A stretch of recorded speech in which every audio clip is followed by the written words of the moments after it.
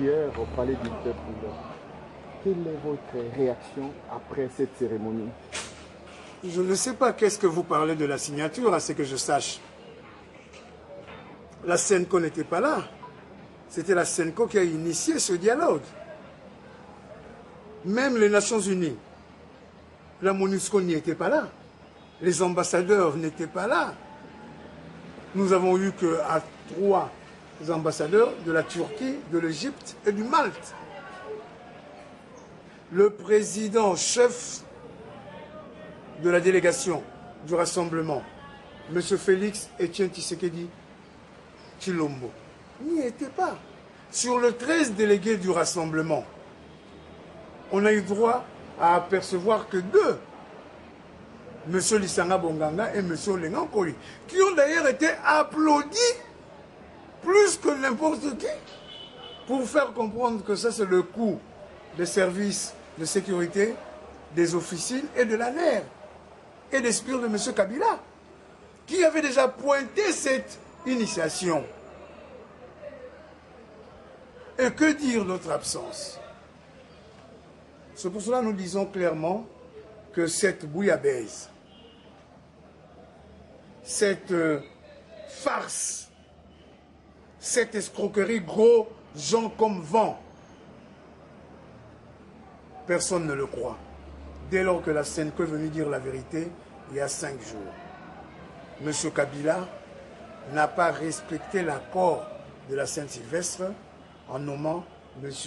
Bruno Tshibala, qui n'était pas le candidat du seul et l'unique rassemblement que la Senco reconnaît, le rassemblement de Félix Antoine Tshisekedi Tshilombo. Donc pour nous, comme on dit, fouillez, fouillez, mais le naturel vous prendra, et puis malheureusement, cette fois-ci ça serait au peuple congolais de s'octroyer la Constitution et l'article 64, parce que certaines personnes qui croient parce qu'ils ont les armes, ils ont l'armée, ils ont la police, ils ont le service de renseignement qui devait être un produit au service de la nation. Mais maintenant c'est au service de M. Kabila, croient que nous allons laisser faire passer tout cela. Comme disait Emmanuel Bamba, l'un de pendus du Pentecôte, je ne trahirai jamais mes convictions jusqu'au sacrifice suprême. Maintenant, on en a trop, on en a ras-le-bol et il est grand temps que le peuple congolais s'assure. Merci. C'est un élément du journal, hein, sans faire. Progressiste et le courant qui régresse en arrière. Il y a eu hier une grande réunion du MLC. Ça a commencé à leur siège parce que la secrétaire générale Eba Zaïba est en déplacement, en mission de consultation pour le compte du MLC auprès du président Jean-Pierre Mbemba. Ils ont commencé à leur siège social du MLC pour terminer à leur fédération de Kinshasa sur l'avenue de l'enseignement à côté du parti MLP de Franck Diongo, Mwana Mboka, prisonnier politique de M. Kabila. Et cette réunion était élargie. Il aurait fallu que le bureau politique soit convoqué pour prendre part.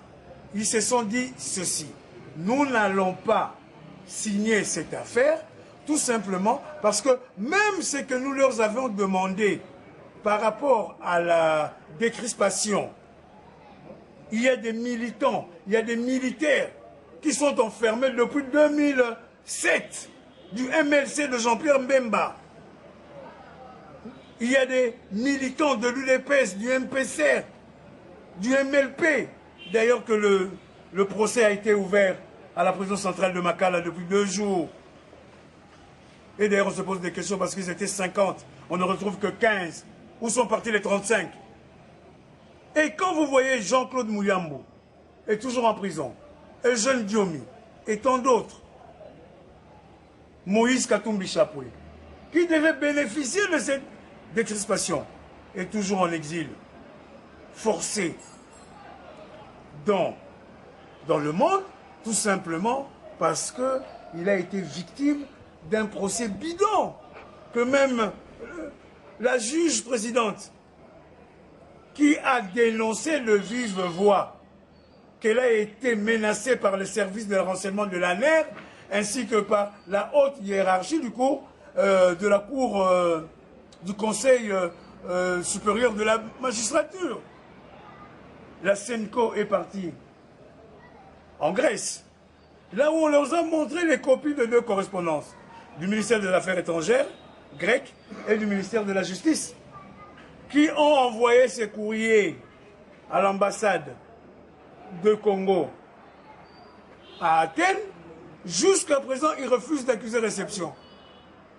Alors, le MLC, vous voyez cela, ils se sont dit, nous ne pouvons pas signer cette affaire parce que rien n'a été respecté. Y compris même la présence de la SENCO, de Nations Unies, de la MONUSCO et de certains grands ambassadeurs. Le MLC avait déjà dit qu'il ne pouvait pas aller. Nous avons vu un des secrétaires généraux du MLC aller dans cette foire pour aller dire qu'il venait de lire, qu'il venait de recevoir cet accord et qu'il ne les avait pas préparés. C'est faux, parce que nous avons aussi des gens qui nous l'enseignent. Ces accords ne sont pas le là qui était sorti des accords de la Saint-Sylvestre. Tout est mélangé, tout est bouclé. La preuve en est, vous voyez maintenant, le président Nanga se permet de dire qu'aucune pression ne le ferait changer de calendrier. Tout simplement parce que M. Kabila, lorsqu'il est arrivé à l'Assemblée nationale, au Parlement pour le Congrès, a dit que nous donnons à M. Nanga le temps de faire un calendrier. C'est pour cela que nous disons, en tant que député, j'ai honte.